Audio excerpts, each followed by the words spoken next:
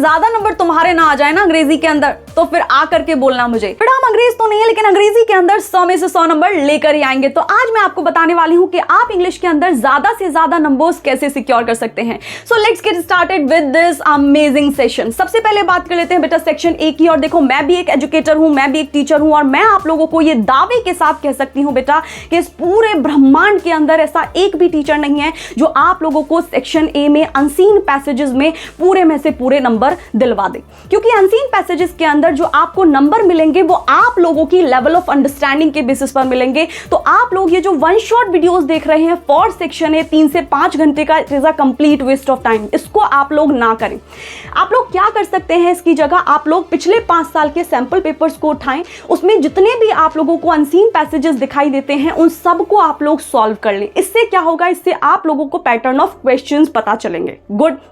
सिर्फ section A के लिए इतना करना है और कुछ नहीं करना है, क्योंकि यही मैंने किया था अपने टाइम पर बेटा। अब बात कर लेते हैं उस सेक्शन की जहां से आप लोग 18 में से 18 नंबर लेकर के आ सकते हैं अगर आप लोगों ने आज तक भी कुछ नहीं पढ़ा है। यस बेटा, we are talking about writing section. Writing section के अंदर नोटिस हुआ, जॉब लेटर हुआ, इनफॉर्मल लेटर्स हुए, फॉर्मल लेटर्स हुए, आर्टिकल राइटिंग हुई, इन सब के फॉर्मेट को आप लोग ज्यों की त्यों याद कर लीजिए। कहां से याद करना है ये बनाई है मैंने आप लोगों के लिए वीडियो।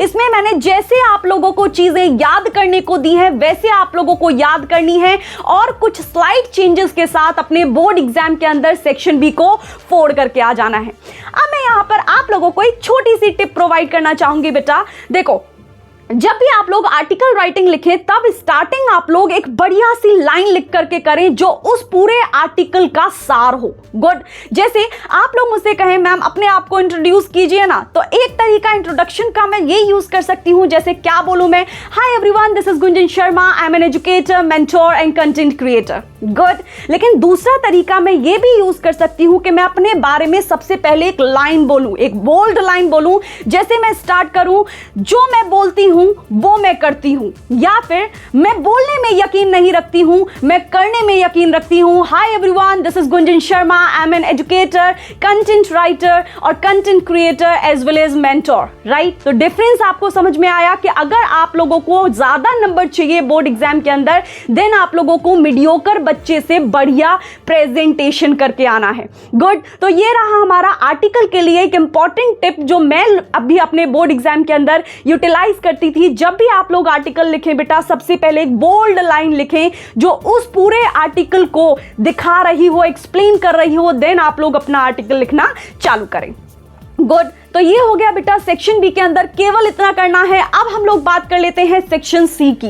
देखो, मैं सीधा सीधा आप लोगों को एक चीज बोलती हूं कि सेक्शन सी बिल्कुल मैथ्स की तरह है, यानी कि ग्रामर पोर्शन होता है सेक्शन सी के अंदर and that is more like of maths. या तो आपको क्वेश्चन आएगा या फिर आपको क्वेश्चन नहीं आएगा। तो यहां पर भी आप लोगों को बहुत सारा टाइम वेस्ट नहीं करना है। बस आप लोगों को क्या करना है सोल्यूशन के अंदर, ये रही डियर सर की वो वीडियो जो आप लोगों को फॉलो करनी है। इसके अंदर उन्होंने सारी चीजों को पढ़ाया हुआ है बहुत बढ़िया तरीके से।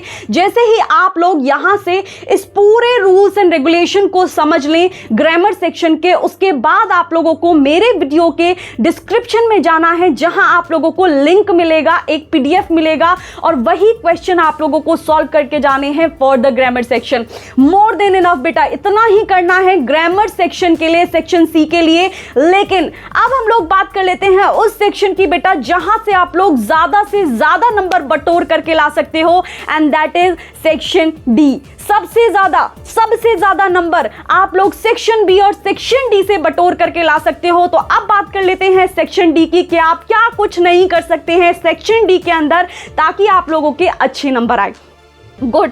तो जिन लोगों ने अभी तक भी कुछ नहीं पढ़ा है बेटा, वापस से ये रही डियर सर की वो प्लेलिस्ट जो आप लोगों को फॉलो करनी है बोर्ड से पहले। तो सबसे पहले इन वन शॉट वीडियोस को पढ़ लो, देन आप लोगों को वन शॉट वीडियोस पढ़ने के बाद आप लोगों को एक बार एनसीईआरटी भी फॉलो करनी है बेटा। क्यों जरूरी है? क्योंकि आप लोग जब कोई कहानी सुन करके अपना आंसर लिखने की कोशिश करते हैं देन वो इतना इफेक्टिव नहीं लिख पाते हैं। लेकिन क्योंकि उसके अंदर इंपॉर्टेंट कीवर्ड्स नहीं होते हैं, उसके अंदर इंपॉर्टेंट वोकैबुलरी नहीं होती है उस चैप्टर से रिलेटेड। तो जब आप एक बार एनसीईआरटी को लगा लोगे, जब आप एक बार एनसीईआरटी को रीड कर लोगे, तो कुछ इंपॉर्टेंट कीवर्ड्स और कुछ इंपॉर्टेंट वोकैबुलरी चैप्टर्स की आप लोगों के दिमाग में आ जाएंगी एंड आप लोग अपने आंसर्स को इफेक्टिवली लिख पाओगे। बेटा अगर इतना भी ना हो पाए ना, तो ये दूसरा फॉर्मूला फॉलो कर लेना और इसके अंदर क्या करना है, पिछले 5 साल के सैंपल पेपर्स को उठा लो और वहां पर सेक्शन डी लिटरेचर पोर्शन के अंदर जितने भी क्वेश्चंस दिखाई दें उन सारे क्वेश्चंस को लिख करके उनका रट्टा मार करके चले जाओ। That is more than sufficient. अब मैं उन बच्चों को एक और टिप देना चाहूंगी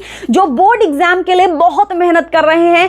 बेटा जब भी आप अपना आंसर राइटिंग कर रहे हो तब आप लोगों को अपने आंसर्स के अंदर 3 इंपॉर्टेंट पार्ट्स लिखने हैं।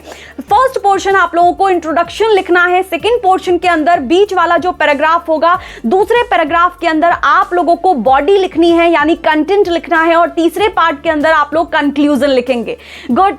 लेकिन इस वीडियो को एंड करेंगे हम अपने नारे के साथ, तो बोल दो बेटा, कह दो जाकर सीबीएसई वालों से क्या आए हैं तो रिजल्ट लेकर ही जाएंगे। सो इतना ही रखते हैं आज के वीडियो के अंदर और मिलते हैं अगले वीडियो के अंदर जहां पर हम लोग बात करेंगे कुछ और चीजों के बारे में। Till then take care, bye bye.